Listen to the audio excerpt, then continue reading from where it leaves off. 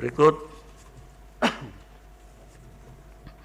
putusan nomor 17 garing PHP titik BUP garis datar 19 garing 2021 demi keadilan berdasarkan ketuhanan yang Maha Esa.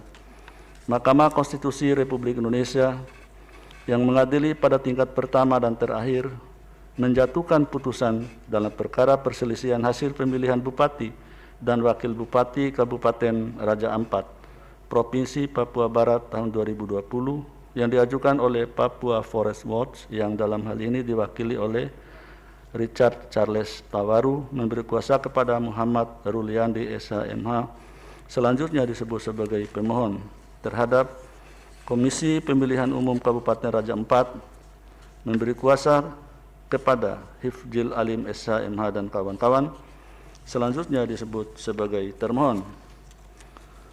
Berkenaan dengan permohonan di atas, berikut ini: 1. Abdul Faris Umlati SE, 2. Ori Dekal I, Burdam SIP, MM Magister Ekonomi, memberi kuasa kepada Benediktus Jombang SH.MH dan kawan, selanjutnya disebut sebagai pihak terkait. Membaca permohonan pemohon, mendengar keterangan pemohon, membaca dan mendengar jawaban termohon, membaca dan mendengar keterangan pihak terkait, membaca dan mendengar keterangan Badan Pengawas Pemilihan Umum Kabupaten Raja Ampat, memeriksa bukti-bukti pemohon termohon pihak terkait dan Bawaslu, duduk perkara dan seterusnya dianggap dibacakan. Pertimbangan hukum kewenangan mahkamah dalam eksepsi terhadap permohonan aku, termohon dan pihak terkait mengajukan eksepsi yang pada pokoknya mahkamah tidak berwenang mengadili permohonan aku karena dengan alasan bahwa kewenangan mahkamah hanya berkaitan dengan pembatalan penetapan hasil penghitungan perolehan suara, sedangkan hal lain atau selebihnya menjadi kewenangan lembaga lain. Terhadap eksepsi tersebut setelah dicermati bahwa objek permohonan ternyata adalah berkaitan dengan hal-hal penetapan hasil perolehan suara dan pembatalan SK atau surat keputusan Komisi Pemilihan Umum Kabupaten Raja Ampat nomor 75 dan seterusnya. Oleh karena itu mahkamah berpendapat bahwa mahkamah berwenang mengadili permohonan aku dan eksepsi termohon dan pihak terkait tidak beralasan menurut hukum. Tenggang waktu pengajuan permohonan 3.3 dianggap dibacakan langsung kepada 3.4 menimbang bahwa permohonan pemohon diajukan di kepaniteraan mahkamah pada hari Kamis tanggal 17 Desember 2020 pukul 23.11 waktu Indonesia Barat berdasarkan atap pengajuan permohonan pemohon nomor 17/PAN dan seterusnya dianggap dibacakan, sehingga permohonan pemohon diajukan masih dalam tenggang waktu pengajuan permohonan yang ditentukan peraturan perundang-undangan.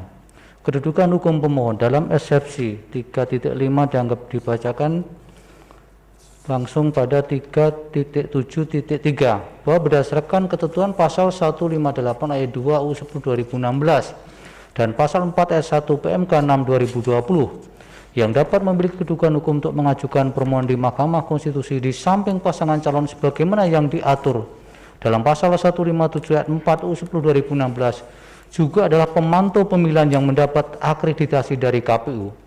Oleh karena itu terhadap permohonan aku setelah mahkamah mencermati fakta-fakta hukum dalam persidangan sebagaimana tersebut di atas, mahkamah mempertimbangkan bahwa pemohon dalam perkara aku ternyata bukan merupakan pemantau pemilihan yang memenuhi persyaratan yang ditentukan oleh peraturan perundang-undangan BID pasal 123 ayat 3 huruf C UU 1 2015 dan pasal 4 ayat 2 huruf B PMK 6 2020.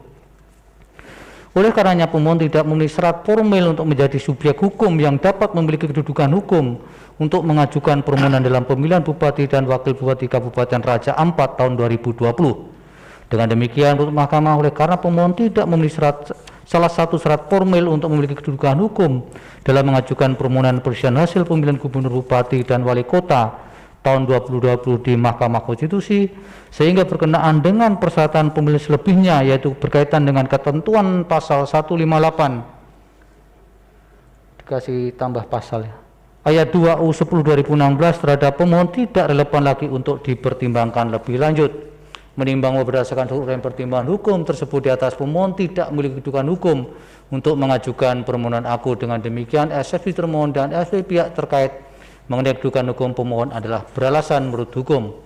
Menimbang bahwa oleh karena eksepsi termohon dan eksepsi pihak terkait mengenai kedudukan hukum pemohon beralasan menurut hukum, maka eksepsi lain dari termohon, pihak terkait, dan pokok permohonan serta hal-hal lain tidak dipertimbangkan. Konklusi, berdasarkan penilaian atas fakta dan hukum sebagaimana diuraikan di atas, Mahkamah berkesimpulan: 1. Mahkamah berwenang mengadili permohonan akuo. 2.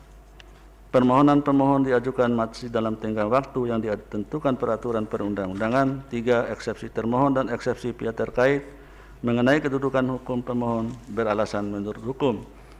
4.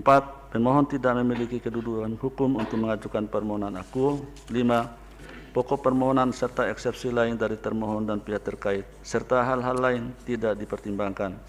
Berdasarkan Undang-Undang Nomor 24 Tahun 2003 tentang Mahkamah Konstitusi dan seterusnya, amar putusan mengadili dalam eksepsi 1 menyatakan eksepsi termohon dan eksepsi pihak terkait mengenai kedudukan hukum pemohon beralasan menurut hukum.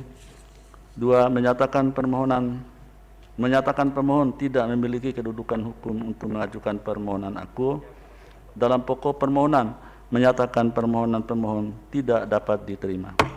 Demikian diputus dalam rapat permusyawaratan hakim oleh 9 hakim konstitusi pada hari Rabu tanggal 10 bulan Februari tahun 2021 dan diucapkan dalam sidang pleno Mahkamah Konstitusi terbuka untuk umum pada hari Rabu tanggal 17 bulan Februari tahun 2021 selesai diucapkan pada pukul 16:38 WIB oleh 9 hakim konstitusi tersebut dengan dibantu oleh Indah Karmadania sebagai panitera pengganti dan dihadiri oleh pemohon atau kuasa hukumnya, termohon atau kuasa hukumnya, pihak terkait atau kuasa hukumnya, dan Badan Pengawas Pemilihan Umum Kabupaten Raja 4.